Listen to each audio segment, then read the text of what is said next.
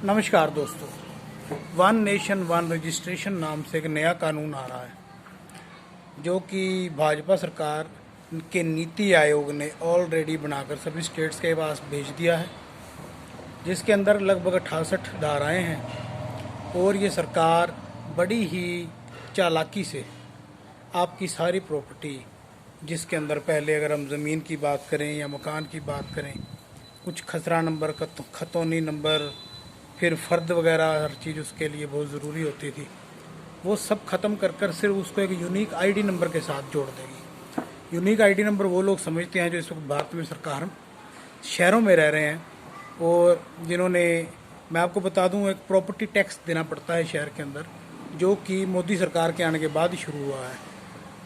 और कांग्रेस के राज में वो नहीं देना पड़ता था, वो इससे पहले अंग्रेज राज में जब ब्रिटिश रूल करते थे तब देना पड़ता था। तो वो जो प्रॉपर्टी टैक्स है वो आपको अपनी संपत्ति अपने पास रखने के लिए सरकार को टैक्स देना पड़ता है।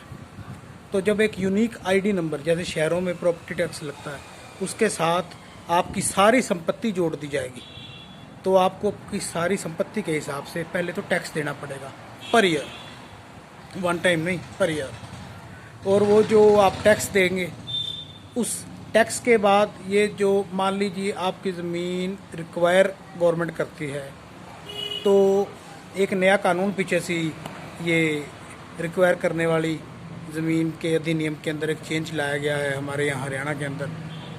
उसके अंदर क्या है, उसके अंतर्गत अगर मान लीजिए आपकी ज़मीन कलेक्टर रेट पर सरकार ले लेती है, तो जो उस गवर्नमेंट आपको हर्जाना देगी वो कलेक्टर रेट का 50% देगी।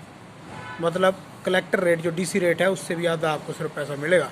और सरकार को पहले कुछ लोगों की मंजूरियाँ चाहिए होती थी, अब किसी की मंजूरी भी नहीं चाहिए। तो इस नए कानून के अंदर तो सरकार को अब खतौनी नंबर, खसरा नंबर, इंतकाल, रजिस्ट्रियाँ, हर चीज़ से पेंडा छुड़ाकर सिर्फ और सिर्फ एक यूनिक आईडी नंबर पे टाइटल ही चेंज करना है। और वो जो टाइटल चेंज करना है, वो टाइटल चेंज करके ही वो मालिक को चेंज कर देंगे उसके अंदर। तो ज़मीन एक्वायर करनी इतनी आसान हो जाएगी और उसका आधे पैसे आपको मिलेंगे और आपको पता भी नहीं लगेगा।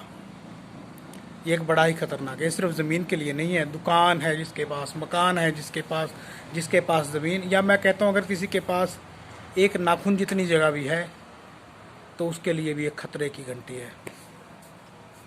और उसके बाद हम कहते में जो लोग पुरानी जिनकी जायदादें पड़ी हैं, उन लोगों को उसके कागज़ दिखाने पड़ेंगे। तो अब वो बात फिर आ जाएगी, हम कागज़ नहीं दिखाएंगे। तो कागज़ दिखाने पड़ेंगे भाई, जब ये आपको साबित पहले तो करना पड़ेगा कि ये आपकी ज़मीन है, आपकी जायदाद है, आपका मकान है, आपकी दुकान है, आपका प्लॉट है। तो ये जो स्थायी संपत्ति है ये पहले साबित करनी पड़ेगी। साबित करने के बाद इस स्थायी संपत्ति के ऊपर आपका अधिकार बनेगा ये एक यूनिक आईडी से, जिसे सिर्फ और सिर्फ सरकारी ढंग से कुछ सरकारी अफसर ही आपके नाम करेंगे। तो आप समझ सकते हैं, सरकारी अफसरों के साथ जब आपको पेंडा आपका पड़ेगा तो आपकी जेब भी कटने के उसके अंदर बहुत ज़्यादा आसार हैं। जितनी प्रॉपर्टी, जितने करोड़, जितने लाख या जितने हज़ार की, उस हिसाब से आपकी जेब भी काटी जाएगी। तो इसके अंदर पहले तो एक डिस्प्यूट, अगर आपका किसी के साथ है प्रॉपर्टी का, आपका अगर किसी का साथ कोई डिस्प्यूट हो जाता है या सरकार आपकी ज़मीन धक्के से एक्वायर करती है, तो आप उसके खिलाफ कोर्ट में जाना चाहते हैं, आज तो आप जा सकते हैं, फिर आपके सामने एक बहुत बड़ी दिक्कत आने वाली है। एक डिस्प्यूट ऑफिसर आपके लिए निर्धारित कर दिया जाएगा लोकल लेवल पर, और अगर उससे आपका डिस्प्यूट नहीं सॉल्व होता तो लास्ट पावर, आपको याद होगा कृषि कानून के अंदर लास्ट पावर एसडीएम के पास थी, और जो एसडीएम है वो सरकार के नीचे होता है। तो यहाँ पर भी लास्ट पावर एक एसडीएम जैसा ऑफिसर बना दिया जाएगा। एसडीएम कोर्ट के अंदर ही आपकी बात जाएगी, वो लास्ट ताकत है। आपके पास जुडिशरी का यूज़ करने की ताकत, जो कि एक बेसिक राइट है इस देश के हर नागरिक का, वो ख़त्म हो जाएगा।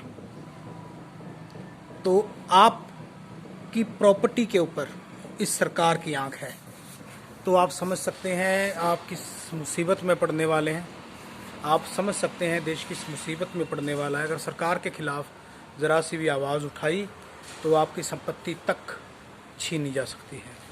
तो ज़रा सोचिए, इसके खिलाफ बोलिए।